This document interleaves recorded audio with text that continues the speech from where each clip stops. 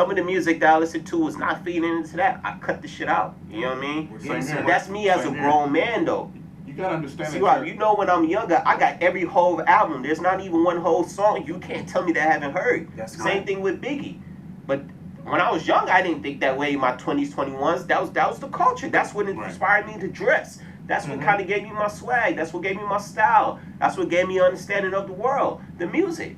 But you know what's dope about just evolving and growing? As we grow, we learn new information. That's what allows us to evolve. So now that I know something, I'm responsible for telling somebody who doesn't know. And that's it. It's Mhm. responsibility. I can't go out here on this platform and talk about Future, and I'm listening to Future in my car every 5 minutes. Exactly. You know? And you got to understand the concept of, you know, your ears and your mind. It's not a trash can. You can't just keep feeding it garbage all the time. You Yeah. know, because garbage comes in, garbage is eventually gonna come out.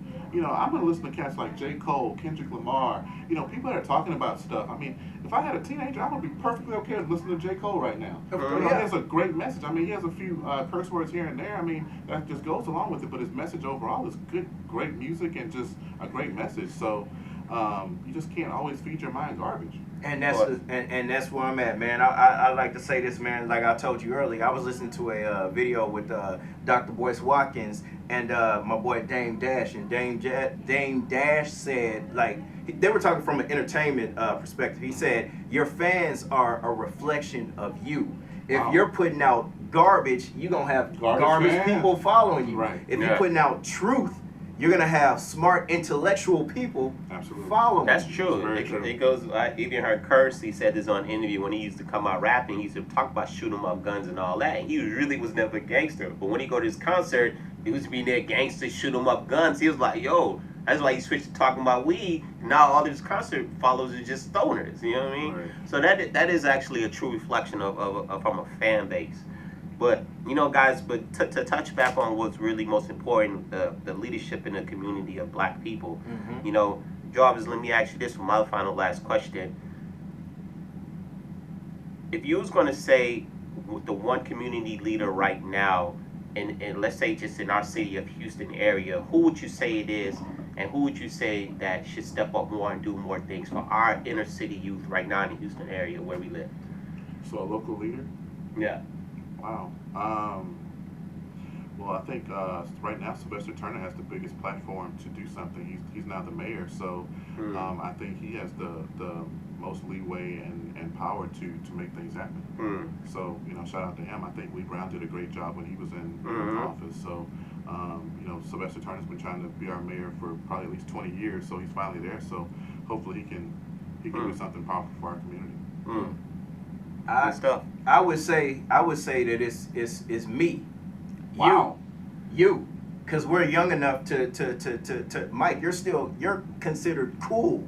If young people see you, you're considered cool. But I am cool though. That's what I'm saying. If young people see you, you're cool. Yeah. If young people see me, maybe I'm cool, maybe I'm not. But I'm still young enough to talk their talk. Yeah, of course. So I mean, you know, not to just take this, you know, long, but Sylvester Turner, shout out to Sylvester Turner. But he's like, what, 50, 60, somewhere up there? Yeah, he is. We relate to them more. They want to be like us, right? Yeah, but if he can put us in position to win, our platforms can be greater, and we can influence the next generation. There we go. That's how it all Leadership. connects. Leadership. So in leadership, you bring up other people that look like you. Reproduction. Right? Reproduction. And you see the cycle? The cycle continues. So this all comes back, man. This leadership is a cycle. We build more leaders because leadership is inspirational, right? I inspire other leaders and I train them to be leaders. And I know I said I had one last question, but you actually I got one more. The Black Lives Movement, the Black Lives Matter movement, what do you think about that as far as leadership in the campaign? I think it's a great hashtag, but I'm not so sure, you know, how it's, you know, really affecting, you know, I'm not sure if it's being heard, you know, other than just being something cool, a hashtag. Well, you know, Jay-Z just donated $1.5 million to Yes. the Black Lives Matter movement, which I thought was a huge thing. Shout out to Ho. You know, the one thing that kind of concerned me is that one of the leaders in that committed suicide, you know, on, I guess, the Ohio Capitol or something like that. You know, do you think that particular movement is a reflection of leadership or a reflection of chaos? I think think it's a response to chaos. Oh. I think, after, seeing so many, African Americans killed, unwillingly, with their hands up, just getting that message out there that, like, we do matter. Our voice matters. Our lives matter. We're not less of an American just because of the color of our skin, or, because we ran in to buy some Skittles and we happen to have on a hoodie. Our lives do matter. But you'll always get the rebuttal. Well, all lives matter. White lives matter. Y'all aren't getting killed by the police.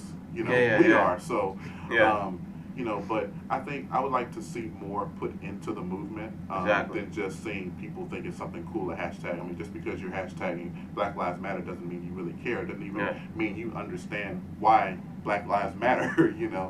So I think if we step back and actually analyze issues and think about things deeper, and just stop trying to just do something because it's cool for social media, and actually do something with some meaning.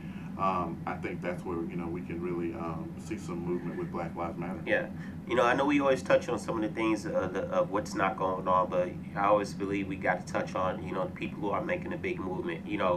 Guys, my leader growing up, like I said, was always my mother. You know what I mean? So she installed me some of those qualities to be a leader, which I do in life, friends, business, whatever. But I always try to recognize the people that are. So the people who have some type of reflection of leadership in your community, salute to you. As far as like the politicians who are, salute to you as well. The celebrities who even do as much. I think Oprah does as much for anybody as I could think of. Salute to her, salute to all the people, because we do also want to recognize you as well. Yeah, man. Shoot, anything else on community leadership? I feel like this was heat. It was heat. It was very good. Yeah. All right, man. Shout out to you guys for y'all's thing. I watch every video y'all put out. So appreciate it's always that. good. Appreciate that. And it's always good. And, I hope that it continues to grow, and you guys keep this thing going, because it's man. We just trying to put out good content. You know what I mean? Speak from a perspective, like C-Rob said, of people who relate to us, and that's our age. We all look young, guys, but we're all in our 30s. What I mean? We don't have to be doing this. We got better things through our time. But I think it's important that you talk about more important things than just a lot of the bullshit. Yeah, man. Rizzle. Man, I'm with it, man. Y'all know what it is, man. That's we done with the leadership, y'all. I think so, man. Man, that's what's up, man. Yeah. Jarvis, brother, appreciate you for dropping in jewels that heat. For sure, man. Man, you want to promote anything, or what you? Follow me on Instagram, JSam on Instagram, Jarvis Sam on Facebook. That's about it. I got some leadership content that'll be coming very soon. That's what I want. I didn't want to put it out there until you was ready. I just wanted you to go ahead and tell the people exactly more about that, man. So a few years ago, I was working for a company, and I was pegged with this task to inspire leaders and everything, and that's really what got it going. So I ended up coming up with this PowerPoint presentation on strong leadership, and I made it my brand. I took it with me. I didn't let them have my content. I took it with me, and everywhere I go, I try to inspire others, because this is my content. This has nothing to do with that organization. Shout out to that organization for giving me the idea to do it, and now I'm kind of taking it and running with it. But this is the idea of strong leadership. So I turned strong leadership into an acronym. So you have STRONG. So STRONG stands for servant, trustworthy, respectful, ownership, nurturing, and growing. So each of those, it's kind of hard to remember when you're not looking at it. But anyway, servant leadership. As leaders, we have to serve. We kind of touched on it earlier, but we have to serve the people that work for us, or that are following us. Trustworthy. No one wants to work for anybody that's not trustworthy. Nobody wants to follow a leader that's not trustworthy. Arthur John Maxwell, who has a lot of great leadership material. If anybody wants to, if anybody needs any material to, stretch the leaders, or help you become a better leader, I would highly recommend getting his books. But anyway, he says that trust is the foundation of leadership, and I strongly believe that. The R is respectful. So we've got to respect the people that follow us, and before we get that respect, sometimes we think as leaders, you got to respect me just because I'm the business owner, or I'm the leader here, but at the end of the day, you got to show respect to get it. The O is ownership. we got to own those issues. We touched on that earlier as well. You know, as the leader, I've signed up that anytime something goes wrong, I take the heat for it. Just like I'm going to take the credit when everything's right. When something goes wrong, I can't say, well, that was Chris' fault, that was Mike's fault. You know, I got to own that issue.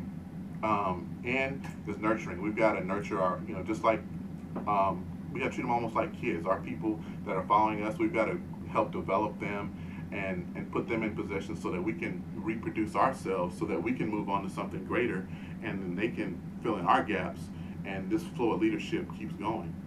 And then G, growing. We got to keep growing ourselves. You know, we've got to keep educating ourselves. We've got to keep, you know, make sure we're not feeding ourselves the wrong information. We've got to hang around, you know, like-minded people and people that are better than us. You know, we've got to hang around people that are better leaders than us so that we can have something to aspire for. So growth is a huge, huge thing. We've got to grow ourselves. So that's all I got.